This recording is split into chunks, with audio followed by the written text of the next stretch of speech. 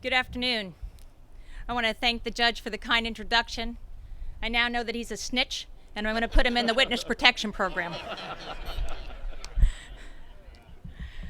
Wow, what an honor to follow such great speakers, such great men that have served this country. General Meese, I want to share with you, as I did last night, I stood as a young deputy, probably joined by John Clark. We started together, and we were just pups when we came on this job, and I stood on your protection detail in Southern Florida once. And I'll tell you, I had my badge on, and I couldn't think of an attorney general I've been prouder to stand behind, because you always believed in the Marshal Service. When the Department of Justice had something tough to do, you gave an order, you issued it to the Marshal Service, and you had faith in all of us to get that order done. You served in an incredible difficult time, and you were a leader in dismantling organized crime through witness protection, through asset seizure, standing up in the agency, and I thank you for your leadership, and I thank you for your service to our country.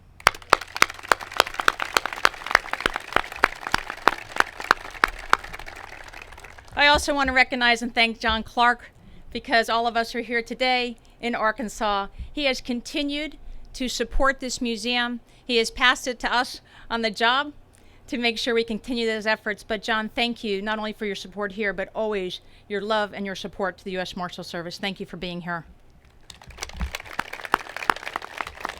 There are so many people that I would like to recognize, but I will tell you that I am a little in awe, because I will have at least 4 bosses here that I served underneath, former directors, the associate director for operations that we were all scared of, and most of all, 2 of my special operations commanders and my special operations brothers. So I'm a little nervous if I don't do well. They're going to have my nose on the ground doing push-ups, climbing through obstacle course, but I will not let you down, gentlemen. So thank you for being here today. You know, when you're asked in these positions to speak and you start to work on your comments, you actually take a journey on why we're here.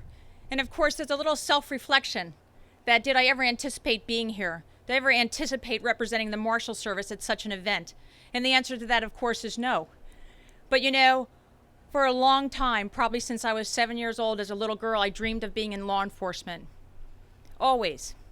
And I never wavered on that path. I never changed my mind. And in fact, when I told my parents I was going to be a marshal, there was no law enforcement in my family, no military.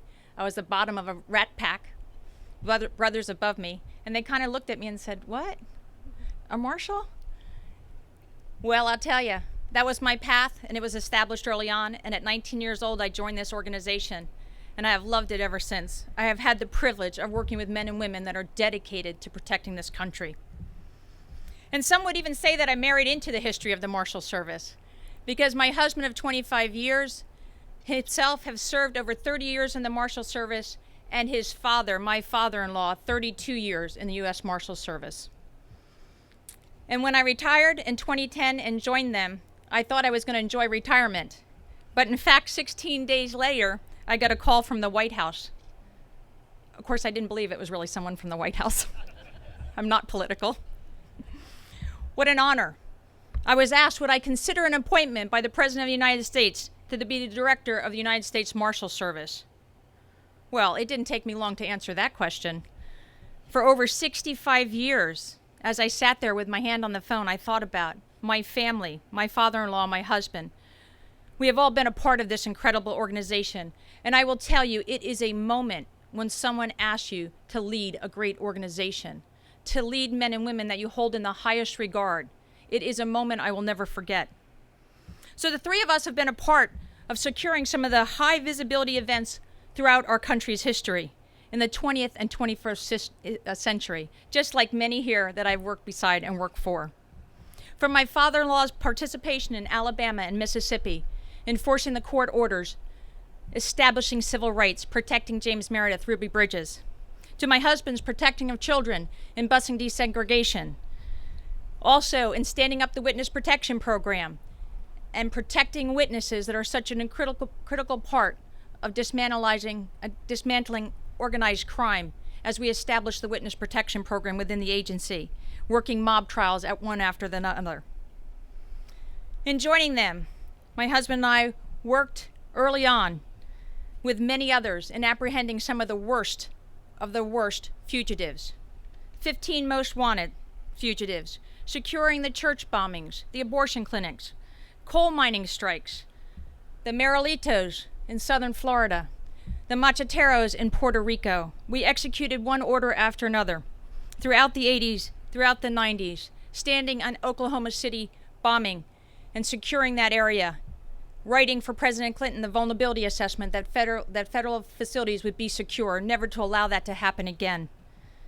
Being a part and securing the McVeigh execution, protecting the judiciary and establishing our trials and the movement of those individuals responsible for bombing the World Trade Centers, not once, but twice.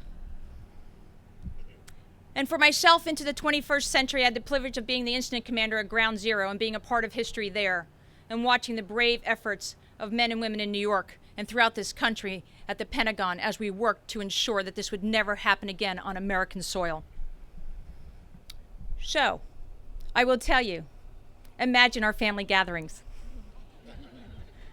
Maybe our conversations at Christmas and Thanksgiving aren't quite like the norm, but we're proud and we get to tell a lot of war stories and we laugh a lot. We have worked with so many wonderful people in so many different events. I think as I reflected on that, I realized, think of what this museum will mean. Think of what it will mean to the descendants of Marshals, and think of what it will mean to all of us Marshals. To know that those memories, the work that we did, those that gave their life, their stories being told. I am here to express to all of you that have worked so very hard, and those that are not here but have worked hard. We are grateful. We are honored. You are making a dream possible for so many, and we are remembering history as General Meese talked about, and the Marshals' role in that, and what it meant to Fort Smith, Arkansas. So on behalf of the Marshal Service, both past and present, I want to extend that thank you. And I'd like to take a moment to recognize the families, if they're here, if you would stand, that dedicated this land and donated it to us in such a selfless act. The value of this land. I don't know if they're here, but I meant, thank you. Can we give them a round?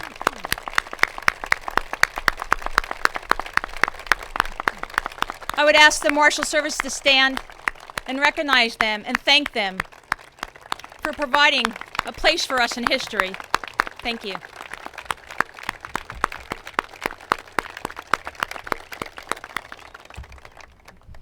Unbelievable. We're so grateful. And what an inspiring location. After listening to the history and knowing what we're looking at and where the museum will reside, I think it's a perfect location up against the river bend to be able to look across. And I'll tell you, when I first saw the architectural plans, I was struck. I was struck at looking at the plans for the museum and the future pictures, and I was amazed because what touched me the most was I looked at the strength of the design of that building and how it tried to depict our badge. And I thought it's so representative of this agency. We are small, but we are strong, and I thought they did a great job, and the design is really a work of genius. So I thank the designers for capturing the Marshal Service. I don't know how they take something so symbolic and an idea and translate it into a tangible, highly functional piece of living and breathing art. It captures and allows us to step back into a time of history and imagine the starting point of this new country. Yes, a fledgling nation which was built on a constitution and supported by laws. And as General Meese spoke to that, he spoke about our first president, who quickly understood that we had a constitution and we had laws, but those laws would need to be enforced. We needed to enforce them to ensure that there was justice in our democracy, because that's the very center of our democracy. So, this is where the Marshal Service came into play, with a handful of brave marshals, and I mean just a handful, almost 225 years ago. It was their job, as you heard, to keep the order, and I'm here to say it's still our job today. So many of us that are here today, retired or on the job, and I'll say to you, thousands across this nation have worn this badge with pride. We were given a great responsibility and a broad law enforcement authority, and we were given it to protect our citizens from the criminal element that pose a risk to the thin line that exists between decency and lawlessness. We are proud of our deep and rich history in enforcing the Constitution. And in fact, during writing these comments, I smiled to myself. And I thought, we in the Marshal Service, no matter where we're from, think of the Marshal Service and are a part of it and the history as the past is tied to the West. And we are rooted in the West in our history. And even though I sit in an office out east in a business suit, I still imagine those old days. I know all of you do. And we think about what it meant for those that had the privilege to work on the frontier, the dangers they faced, but we're in awe. And maybe once in a while in court, sorry, Judge, we may daydream about being on that horse and bring back a few people to the courtroom for Judge Parker. But it's true. Most of us would trade what we call our G car for a horse and a pair of boots and the privilege of apprehending someone and bringing them in front of Judge Parker. It keeps us going on any given day. So, for us to be here in Fort Smith, a part of our dreams throughout our life and growing up in law enforcement in the Marshal Service, I'm here to tell you that for a Marshal standing here, for me standing here, to all of us, Fort Smith is like sacred ground.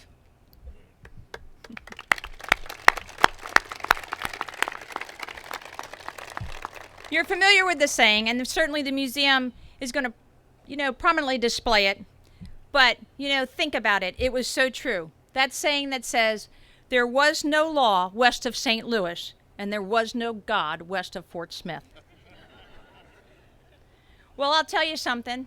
That's encouraging words to Marshals, and Frontier Marshals drove to change that.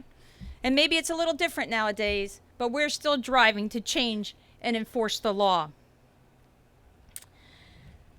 And because of that, I think that the saying that's familiar with us, and many of us that have served around, and we display and will display on our 225th anniversary, is what drives us every day. No guilty man shall go free. They will respect the laws of the country, and they must face justice. And so just like today, the dangers of the job in the past were significant. As you heard and will hear, more Marshals have been killed in the line of duty of the Western District of Arkansas than any other district in this nation. So many Marshals from our past are buried in and about these lands in this area in the Midwest. So many Marshals. And we learned today some of the descendants are here and about in this community. Even though I was told, because of that the Marshals are treasured, and I would hear this, and they would encourage me and ask me to please come down. They'll say, you'll never appreciate how treasured they are. One of the individuals I met last night told me a story about when John Clark came down, and he said he told John Clark, you're going to be like Elvis down here.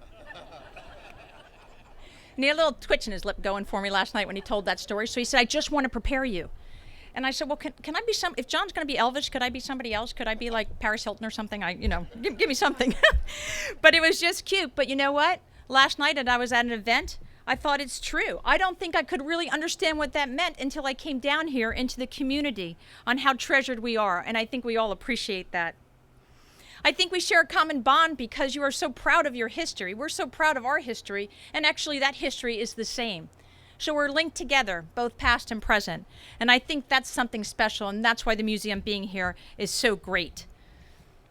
So imagine the courage it took back then to ride out into the dark evenings. As the associate director for operations said, there weren't any cell phones, there's no cruisers, there's no laptops to check on the guy's background, there's just darkness. They never stopped. They went after those that fled from justice. Imagine the lawlessness that existed back then. We know it, we think about it all the time, but that was the norm back then.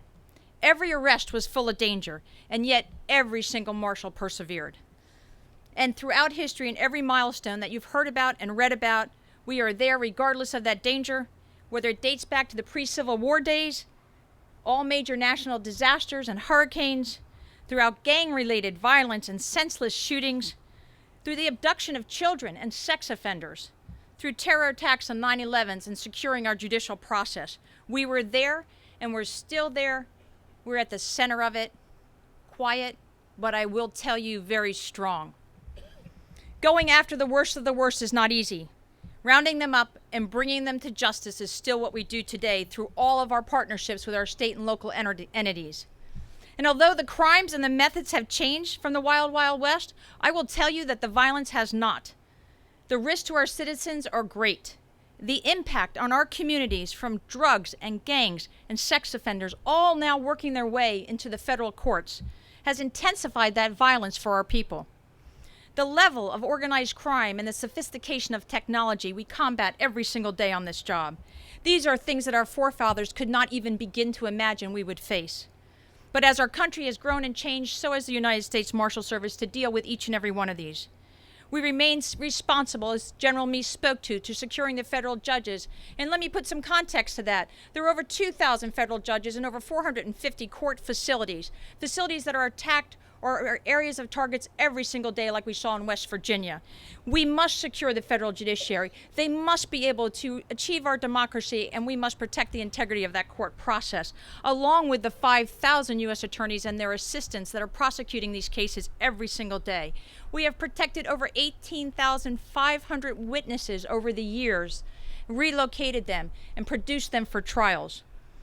In an effort, as I spoke about earlier, to dismantle crime, witness protection, and the seizing of assets in the asset forfeiture program are key to this country being successful. And these gentlemen were pioneers in setting that up. And the Marshal Service continues to do that. And I'm proud to say that we seize on behalf of the U.S. attorneys over $1 billion worth of assets that we reinvest into law enforcement and we give to victims of the crime in order to combat organized crime. I thank you, gentlemen, for setting up that program.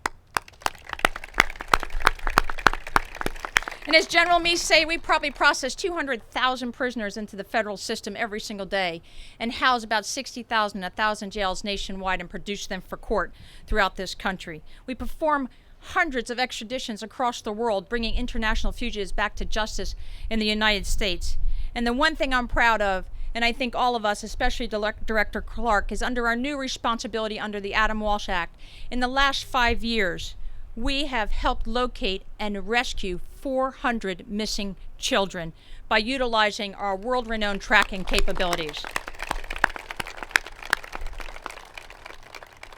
And perhaps with all of that and a small workforce, it's our partnerships across state and local entities that has allowed us to arrest 120,000 fugitives, violent fugitives, every single year in this country. Take a moment and think about that. 120,000, as high as 125,000 2 years ago. Those are the worst of the worst, off our streets and behind cell block doors, so that our kids and those that cannot protect themselves are that much safer. Our men and women put themselves in great danger each and every day to carry out that mission. And I will tell you, as you heard, it has come as a cost, especially in 2011. One of our worst years ever in the Marshal Service. In the period of 6 short months, our agency lost 2 Deputy U.S. Marshals and 7 task force officers in 7 different arrest situations.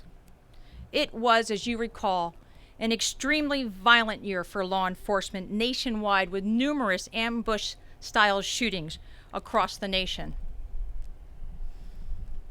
And I'll tell you, for any of us in law enforcement command, there is not a worse moment than when you get that call. There's a shooting involving your personnel. For every law enforcement officer, whether you're in command or not, there is a knot in your stomach. You feel that wrench and you wait. And even though it may be seconds or moments, as you work through these briefings, you're praying that everyone is okay. And when you have lost one of your own, it is unbearable. Your thoughts are with the family, worried about the surviving team and whether they're injured.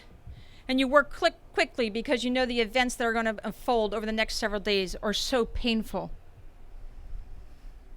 And yet in my short time as director those 6 months, I will tell you that I was on my knee, gently passing the United States flag of America 19 times. To 5 wives, one just 3 months pregnant, and a new fiance, 9 heartbroken and devastated parents, and 6 young children, still bewildered by what was unfolding, whispering such words as, on behalf of a grateful nation and the United States Marshal Service, please accept this American flag for your son's dedication and loyalty to this country, for your husband's unwavering courage. Your father is an American hero and will never be forgotten. I looked into solemn and tearful faces in that moment. And I'll tell you, each one of them I will carry with me for a lifetime. There are no words I can tell you here today that could possibly capture the devastation of that loss to them. You hold their hand, and throughout those days and years to follow, you drop on your knee and you pray to God to take care of them. You pray for the strength and the wisdom to lead and carry not only them and their family, but the surviving team members and your workforce through it.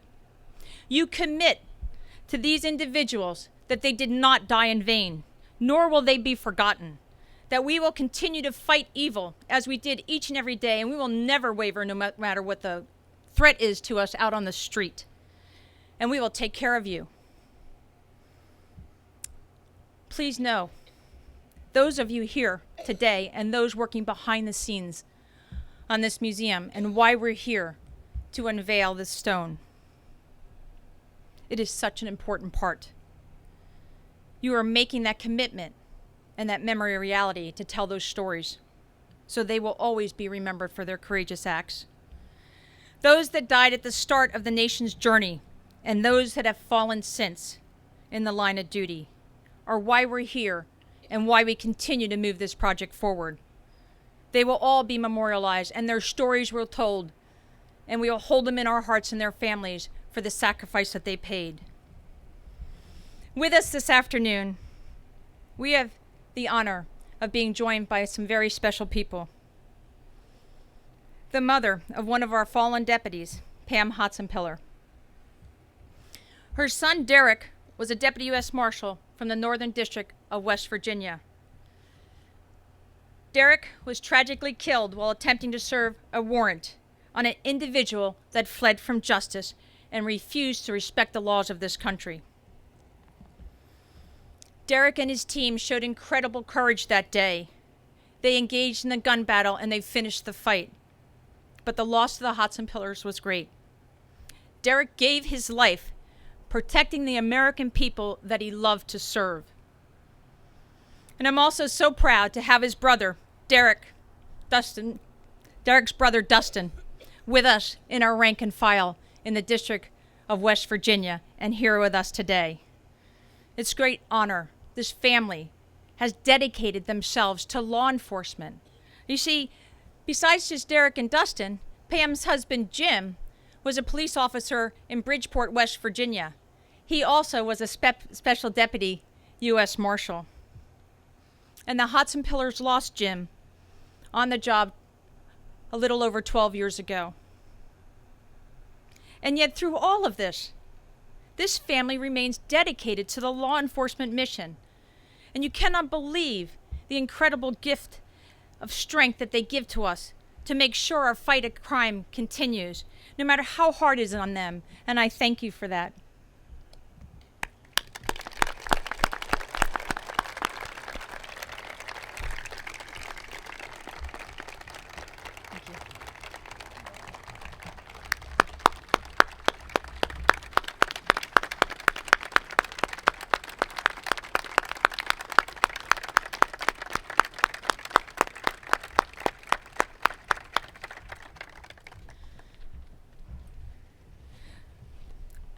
I reserve my comments about the story for Derek because actually Pam and Dustin will share the story and their love of Derek with you in a few moments. And you will see what I've seen throughout almost every day, that these are very special individuals, probably the most special individuals you're ever going to meet. Their patriotism and dedication is what we should strive for each and every day, and all of us that are on the street do it for just this reason. Because these events and coming here today are never easy for the family members. Yet they stand at each and every one of them. They have joined me in 2.5 years. And at times we have had to wipe each other's tears. But no matter what, they stand there. I'm proud and I'm always amazed because you cannot believe the courage it takes to go through these as they remember the loss that they have suffered. But they do it to ensure that their loved one and our fallen hero is remembered. They are a part of the U.S. Marshals Service family, regardless of the passage of time. And I love you both. So you know why we remain committed, strong, and dedicated to the United States. And I'll tell you something, no matter what challenges are thrown our way, they want to fund us, they don't want to fund us. We're going to be shut down. Do you think it mattered to us? I will tell you that the Marshal Service through 17 days, paid or not paid, was on the street, going through doors, shots fired, and apprehending fugitives. And I'm so proud to lead those men and women. We do not care.